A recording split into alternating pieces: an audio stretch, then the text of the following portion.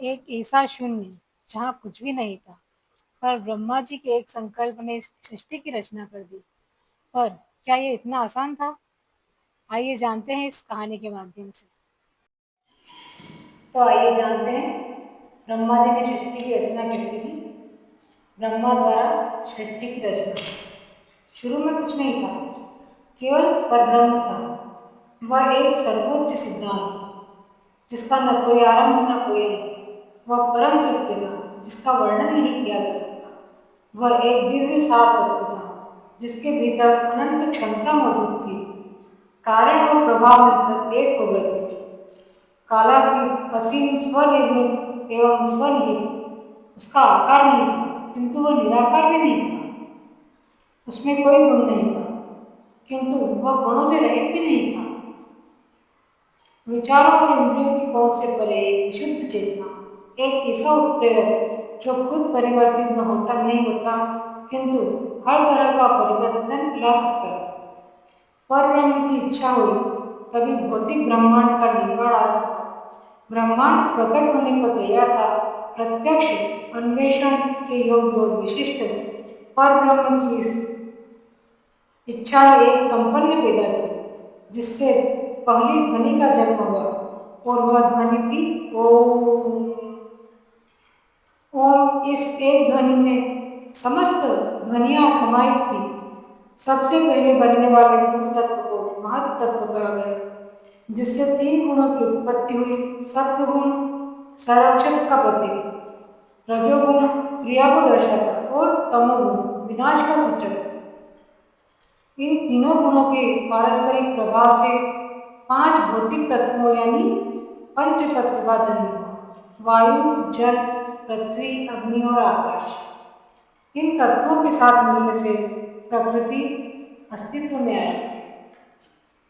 इन गुणों ने पांच इंद्रियों को भी उत्पन्न किया, दृष्टि, श्रवण, स्पर्श, गंध और स्वाद।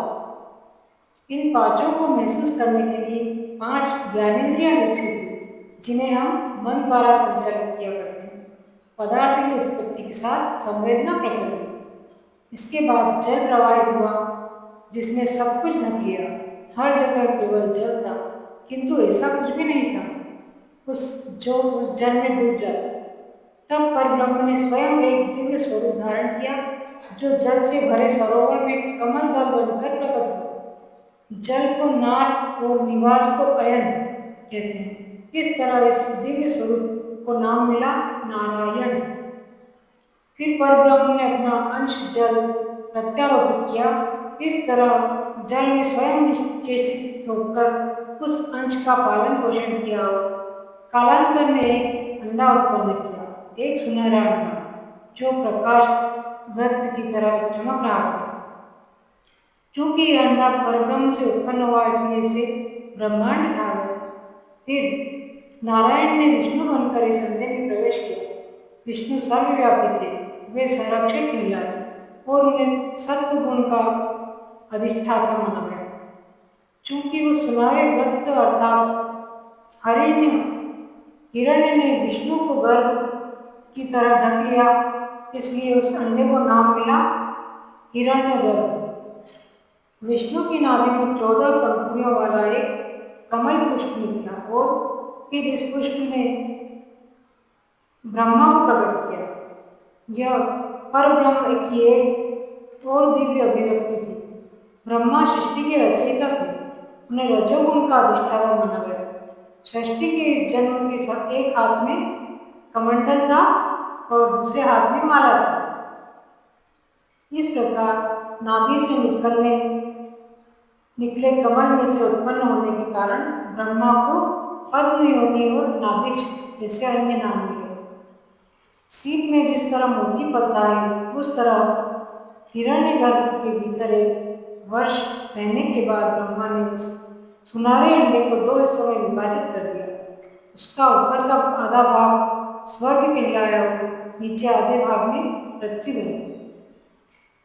दोनों के बीच आकाश व्याप्त था। ब्रह्मा ने सृष्टि के चक्र का आरंभ कर दिया और वे जानते थे कि इसका अंत कैसे होगा। रचना, सर्ग के बाद संरक्षण, स्थिति और अंत में विघटन। प्रलय। इस चक्र का अंत होने पर एक नया चक्र आरंभ होगा। प्रत्येक चक्र के अंत में जब सब कुछ अव्यवस्था के अति प्राचीन सागर में विलीन हो जाएगा, तो ब्रह्मा इस प्रक्रिया को पुनः आरंभ करेंगे। चक्रों का एक शाश्वत क्रम, परस्पर घूमते हुए वृत्तों से निर्मित ब्रह्मांड। यह ब्रह्मांड अंधकार से परे आकाश में हुई आतिशबाजी की तरह अस्तित्व में आया। ब्रह्मा बैठे अपनी रचना को निहार रहे थे, फिर उन्होंने ध्यान की अवस्था में प्रवेश किया और उसकी गहराइयों में चारों वेदों की उत्पत्ति हुई, ऋग्वेद, यजुर्वेद, सामवेद और अथर्ववेद। परंतु रचयिता को यह पता नहीं था कि चार मुसीबतें विश्व उठाने वाली थी। ऐसी चार मुसीबतें जो सृष्टि के क्रम के लिए संकट बन सकती थी। क्या इस अच्छी शुरुआत को आधा काम संपन्न हुआ कहना उचित होगा? ओम नमो भगवते वासुदेवाय।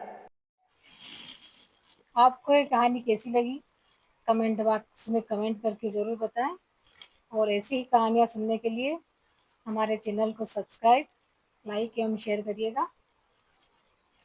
तो फिर मिलेंगे नई कहानी के साथ। ओम नमो भगवते वासुदेवाय।